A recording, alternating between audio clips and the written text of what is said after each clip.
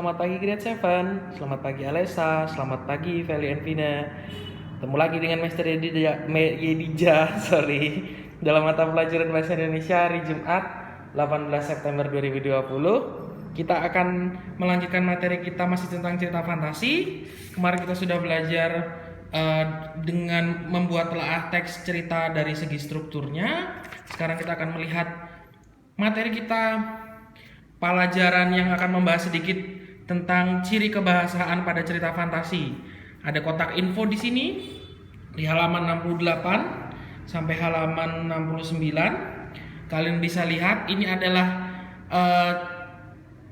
penjelasan sedikit tentang materi ciri kebahasaan pada cerita fantasi. Ciri kebahasaan pada cerita fantasi itu yang pertama ada penggunaan kata ganti dan nama orang sebagai sudut pandang pencerita.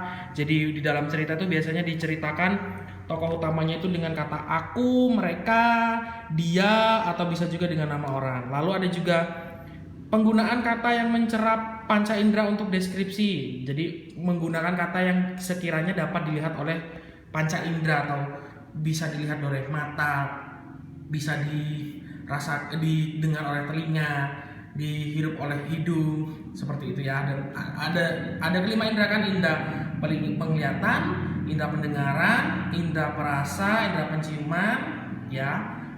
Contoh deskripsi latar tempat seperti itu: 3 rumah bergaya kerucut menyambut mataku, emas dan berlian bertaburan di dinding rumah itu. Nah, itulah adalah latar tempat. Lalu ada latar suasana. Jadi suasananya itu seperti apa sih digambarkan dalam cerita. Itu ada setetes air mata pun jatuh dari wajah sang ratu, tak sepatah kata pun terdengar dari bibirnya. Ini kan berarti suasananya sedih, haru, seperti itu ya. Nah, juga ada latar waktu. Latar waktu itu ada ya penjelasan tentang waktu kejadian itu. Jadi tengah malam tak ada bintang di langit itu. Nah, berarti kan jelas ini waktunya adalah malam hari. Lalu ciri kebahasaan pada cerita fantasi yang ketiga, yang C adalah menggunakan pilihan kata dengan makna hias dan makna khusus. Contoh pertama itu alien itu berhidung mancung, dengan hidungnya yang menjulang ia mengendus keliling. Nah, menggunakan kata dengan makna kata hias dan makna kata khusus. Makna kata alien itu berhidung mancung, nah, dengan hidungnya yang menjulang. Ini kan kata hiasan kan, sudah jelas mancung itu pasti hidungnya panjang. Nah, ini kan ditambahkan lagi dengan menggunakan kata hias atau kata khusus, hidungnya yang menjulang. Padahal kan biasanya yang menjulang itu kan gedung atau gunung kan, tapi ini digunakan untuk kata hidung. Nah, ini kan berarti makna kata hias atau kata khusus. Selanjutnya yang dia adalah kata sambung penanda urutan waktu. Kata sambung penanda urutan waktu misalnya ada kata apa saja sini? Tiba-tiba, ketika, sebelum. Jadi ini adalah kata yang digunakan untuk menyambung urutan waktu dalam cerita. Misalnya contohnya, setelah buku terbuka aku terseret pada masa lampau. Jadi setelah di situ adalah kata sambung penanda urutan waktu. Jadi setelah 2 tahun akhirnya. Yang keempat itu ada yang kelima bagian itu penggunaan kata atau ungkapan keterkejutan. Menggunakan kata ungkapan keterkejutan berfungsi untuk menggerakkan cerita atau memulai masalah tiba-tiba, ya, tanpa diduga, di tengah kebahagiaannya juga bisa. Jadi kata-kata yang sebagai ungkapan keterkejutan atau terkejut akan sesuatu. Jadi ada tiba-tiba, ada tanpa diduga. Contohnya seperti itu. Yang terakhir, yang keenam, penggunaan atau dialog kalimat langsung dalam cerita. Kalimat langsung itu maksudnya seperti apa sih? Kalimat langsung itu adalah kalimat yang dibicarakan oleh karakter di situ, atau biasanya ditandai dengan tanda kutip seperti ini, kutip 2. Nah, ini raksasa itu mengejar kita, teriak Fona kalang kabut. Nah, ini kan berarti Fona berkata seperti itu. Nah, ini biasanya digunakan dalam cerita fantasi. Jadi itulah materi kita tentang ciri kebahasaan pada cerita fantasi. Nah, setelah itu di bagian bawah sini halaman 69 kita akan melihat telaah. Kita akan melihat telaah dari cerita kekuatan ekor naga biru Nagata. Kita lihat di sini.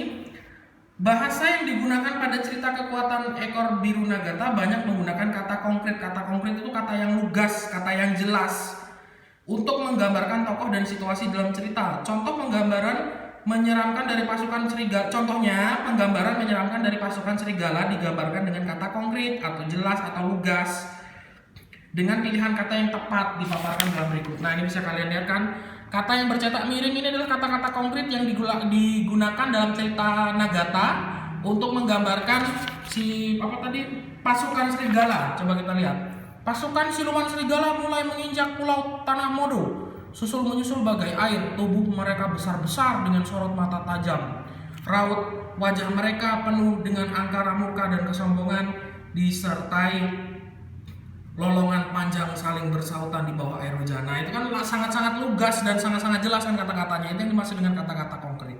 Nah, selanjutnya kegiatan kalian hari ini adalah menyunting dari segi bahasa cerita fantasi ya. Menyunting itu apa sih? Menyunting itu berasal dari bahasa sehari-harinya adalah mengedit atau merubah sedikit, atau merubah bukan berarti menghilangkan artinya atau merubah jauh, tapi kita hanya menambahkan, bisa juga menambahkan atau memodifikasi sedikit.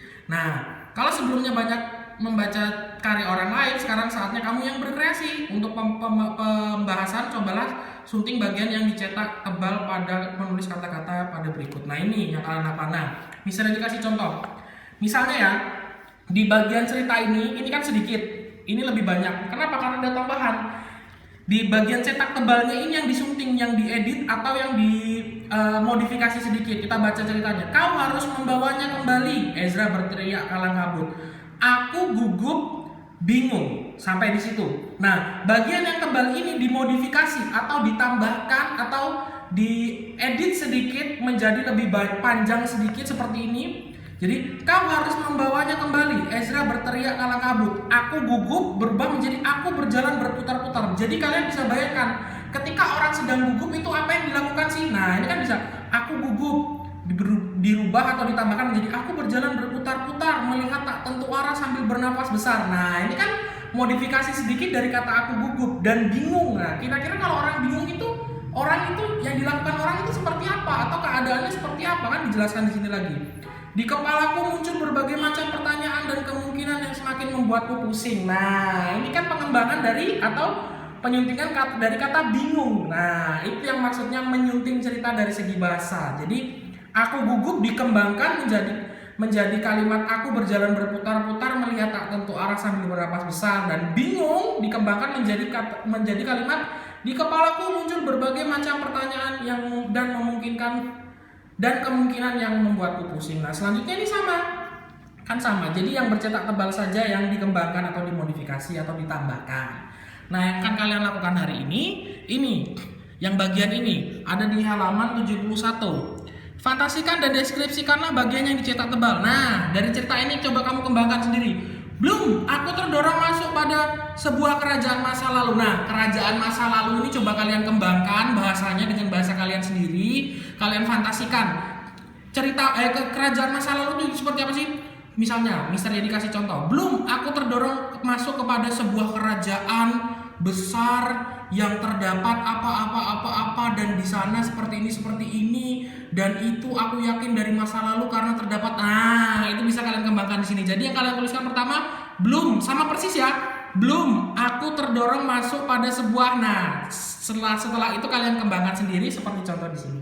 Jadi itu kegiatan yang akan dilakukan hari ini, sedikit saja karena hanya ada 1 jam. Oke? So I will wait for your submission. Misalnya ditunggu hasilnya for today ya. Hope you enjoy your day. Good luck. Good morning. Thank you. Bye bye.